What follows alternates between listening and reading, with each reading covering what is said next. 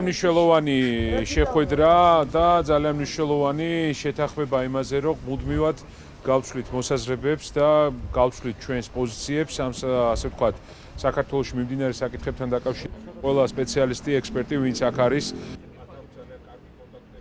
ძალიან კარგი მოსაზრებები თუ როგორ უნდა გამოვიდეს ჩვენ ვხვდებით, რომ საქართველოს მხოლოდ ახალი არჩევნები და პოლიტპატიმრების განთავისუფლება უშველის სხვა მხრივ ქართულმა ოცნებამ დაპირებული მშვიდობის ნაცვლად ქაოსი და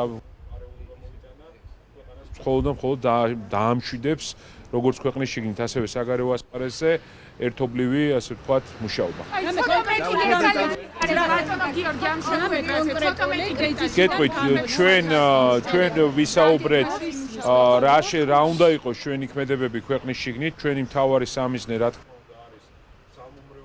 არის სამართალდამცავი სისტემის ჩამოშლა და ამაზე რა უნდა გავაკეთოთ და ყველაზე მნიშვნელოვანი იყო ვისაუბრეთ ასევე საგარეო ასპარეზზე რა ნაბიჯები შეიძლება გადაიდგას ერთობლივად. არის კი მე ვფიქრობ რომ თქვენ ჯერ კითხეთ გეგმა ქართულ ოცნებას როგორ აპირებს ამ არეულობის დამშვიდებას.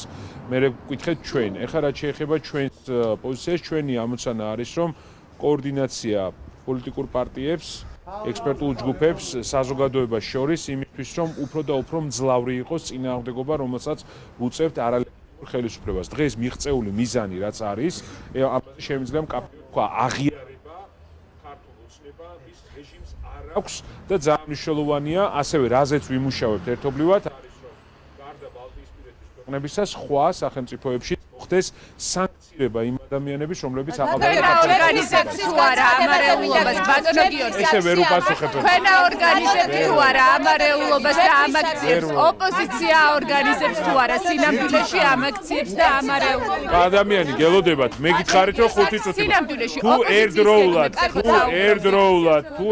ოპოზიციის გეგმებზე ხო საუბრობთ და მინდა რომ ეს თემა გავაგრძელოთ. შეიძლება რა. ოპოზიციის გეგმებზე ხო საუბრობთ და ამაზე მინდა რომ გავაგრძელოთ.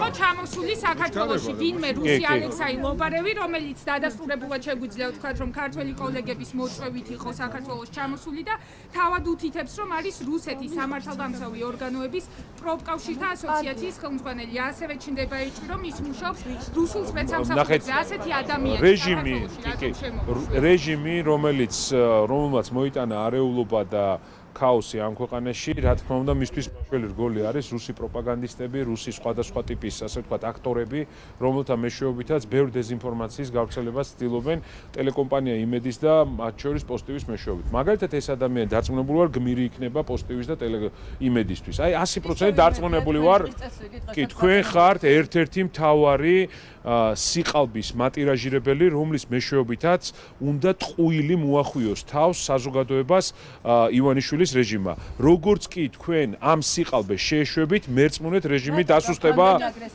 არა მაქვს აგრესია, სიმართლეს ვამბობ.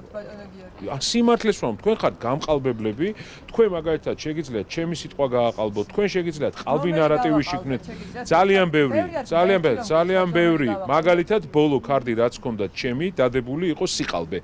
ამოიღეთ და ნახავთ. ეხლა რაც შეეხება რასაც ეხებოდა მეორე, ეხლა მთავარი საკითხი, როგორც კი თქვენ ტყუილების ტირაჟირება შეეშვებით, ქვეყანაში დამთავრდება ქაოსი. იმიტომ რომ კი თქვენ რუსული დეზინფორმაციის ფორპოსტი ხართ, რომლის მხრიდან სიმართლის ლაპარაკი ყისიერად გამოაცლის ერთ-ერთ მთავარ საყრდენს ივანიშვილის არაღიარებულ რეჟიმს და ქაოსიდან გადავალთ სტაბილიზაციისკენ. თქვენ ხართ სერიოზული პრობლემა, იმიტომ რომ თქვენ ხართ რუსული დეზინფორმაცია ამ ქვეყანაში. თქვენ და პოსტივი. თქვენ ხართ მე სიმართლეს ვამბობ. პირდაპირ ეთერში თუ მომიწევთ, პირდაპირ ეთერში.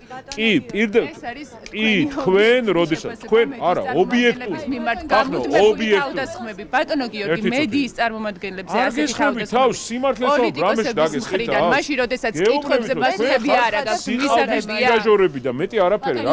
ბატონო გიორგი, გიორგი, გეგმის 29-ის მერე რა არის გეგმა ოპოზიციის და პრეზიდენტის ერთად იქიდან გამომდინარე რომ გუშინდელ არჩევნებს არ აღიარებთ და პრეზიდენტურ არჩევნებს ჩვენ ძალიან კაფეოდ თქვით, ჩვენთვის ერთ-ერთი ლეგიტიმაციის წყარო არის სალომე ზურაბიშვილი როგორც საქართველოს პრეზიდენტი და ვაპირებთ ამ გზით სვლას. დანარჩენი კოორდინაცია იქნება ჩვენში. ჩემთვის საკითხის განცხადებაზე მინდა გითხრათ, რომელიც ამბობს, რომ მნიშვნელოვანია ვინ არის ეს კაცი? კოლუმბიის ვინ არის ეს უნივერსიტეტის კაცი? განვითარების გავიგეთ, თქვენ როგორც წესი პოულობთ ბევრ არასწორ ადამიანს და არისმენთ ოფიციალურ განცხადებას სახელმწიფო დეპარტამენტის მხრიდან და ევროკავშირის მხრიდან. ამიტომ გინდათ რომ სიცრუე შეიტანოთ ამ